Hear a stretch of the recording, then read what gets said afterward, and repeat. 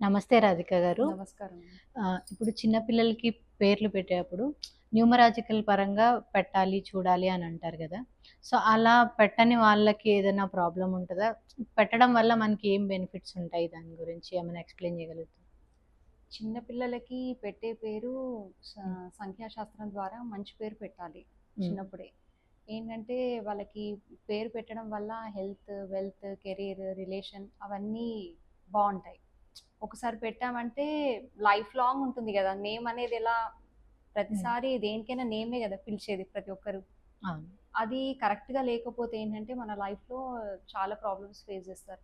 అది సపోజ్ నెగెటివ్‌లో ఉందనుకోండి. హ్మ్. నెగెటివ్‌లో ఉంటే ఏంటంటే మనకి సపోజ్ నెగెటివ్ నంబర్‌లో హెల్త్ ప్రాబ్లమ్ నంబర్‌లో ఉందనుకోండి. ఎప్పుడు హెల్త్ ఇష్యూసే ఊరుకూరికే చిన్నప్పటి నుంచి కోల్డ్ కఫ్ అని, పెద్దయ్య తర్వాత ఏదో ఒక ప్రాబ్లమ్ రావడం గానీ, హెల్త్ ఇష్యూస్, కాళ్ళ హ్మ్. నొప్పులని, షుగర్ అని ఏదో ఒక ప్రాబ్లమ్ ఫేస్ చేస్తూ ఉంటారు. అలా ఒక్కొక్క నంబర్‌కి ఒక్కొక్కటుంటుంది. అందుకోసమని మంచి చూసుకొని పెట్టుకోవాలనమాట.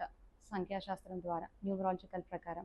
ఇప్పుడు అందరూ ఏం చేస్తున్నారంటే మెయిన్‌గా గూగుల్‌లో సెర్చ్ చేసేసి యూనిక్‌గా ఉండాలనేసి అది ప్రొనాలజీ చూడట్లేదు. అదేంటి అవును. మీనింగ్ అవును. చూడట్లేదు. ఏది హ్మ్. చూడట్లేదనమాట. నేమ్ కొంచెం బావుండాలి అని బావుండ జెప్పేసి ఆ! వెతుకుతున్నారు. ఎవరికుండద్దు అని ఆలోచిస్తున్నారు హ్మ్. గానీ, దాని మీనింగ్ ఏంటి? అదెలా నేమ్ నంబర్ ఏంటి? అవన్నీ వాళ్ళకి తెలీదు. అవును. కాబట్టి నార్మల్‌గా పెట్టేసుకుంటున్నారు. సడెన్‌గా డెత్ నంబర్స్‌లో ఉన్నాయనుకోండి, యాక్సిడెంట్‌తోని పోవడము, చిన్న హ్మ్. ఏజ్‌లోనే. ఏదో ఒకటి ప్రాబ్లమ్ ఫేస్ చేస్తూనే ఉంటారనమాట వాళ్ళు హ్మ్. ఇప్పటికి. కాబట్టి న్యూమరాలజికల్ ప్రకారం పెట్టుకున్నామంటే, ఒక్కసారి పెట్టుకున్నామంటే ఇంక లైఫ్ లాంగ్ వాళ్ళకి ఎక్కడికెళ్ళినా ఒక లక్ లాగా, లక్కీ హ్మ్. నేమ్ లాగా ఉంటుందనమాట. సో, ఇప్పుడు ఆల్రెడీ అంటే ఇంతకుముందు నేమ్స్, డేట్ ఆఫ్ బర్త్ లేకుండా అట్లా పెట్టేసుకున్న వాళ్ళు ఉంటారు గదా! సో, ఇప్పుడు వాళ్ళు చేంజ్ జేసుకోవడం వల్ల వాళ్ళకేమైనా ఇంపాక్ట్ ఉంటదా? ఉంటుందండి. ఓకే. ఇప్పుడు సపోజ్ నేమ్ సరిగా లేదనుకోండి వాళ్ళకి. హ్మ్. నేమ్ ఏదో ఒక హెల్త్ ప్రాబ్లమ్ గానీ, వెల్త్ ప్రాబ్లమ్ గానీ, ఏదో ఒక అంటే ఇప్పుడు జాబ్ రావట్లేదనేసి ఫేస్ చేస్తుంటారు కొంతమంది. హ్మ్. ఎంత ట్రై చేసినా వాళ్ళకి రాదు.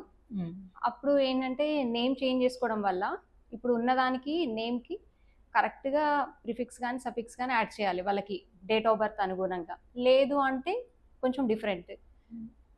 పెట్టుకున్నా గానీ, నేమ్ చేంజ్ చేసుకున్నా గానీ ఏంటంటే, అది రాస్తేనే కోర్స్ రాస్తేనే రిజల్ట్ ఉంటుంది. చాలామంది ఏం చేస్తారంటే ఆహ్, నేమ్ అంటే నేమ్ చేంజ్ చేంజ్ జేసుకోవడము, దాన్ని చేసుకొని అలా జస్ట్ వదిలేసేయడం. వదిలేస్తారు. ఒక ఆ! 10 మినిట్స్, 15 మినిట్స్ మన కోసమని టైమ్ స్పెండ్ చేయరనమాట.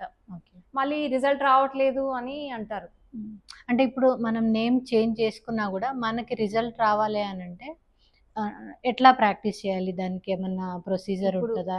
ఏం లేదండి. నేమ్ కరెక్షన్ చేయించుకోవాలి. హ్మ్. నేమ్ కరెక్షన్ చేయించుకున్న తర్వాత డైలీ మనం మన కోసమని ఒక 15 మినిట్స్ టైమ్ స్పెండ్ చేయాలి. హ్మ్. కోర్స్ రాయాలి. హ్మ్.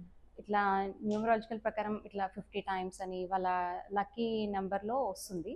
ఆ నంబర్ ప్రకారం మనం ఒక 50 హ్మ్. టైమ్స్ కానీ, 60 టైమ్స్ కానీ డైలీ ఒక 10, 15 మినిట్స్ ఓకే. రాస్తూ అంటే ఉండి అది ఎన్ని టైమ్స్ రావాలి అనేది గూడా వాళ్ళ మన date of date birth of birth నుంచి. అనుగుణంగా ఉంటుంది. ఓకే.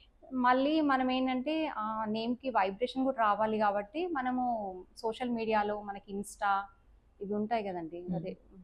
అదే ఫేస్‌బుక్ అవన్నీ ఈట్లలో గూడా నేమ్ చేంజ్ జేసుకోవాలనమాట. మనం పెట్టిన నేమ్. అది అందరూ చూస్తూ ఉంటారు గదా!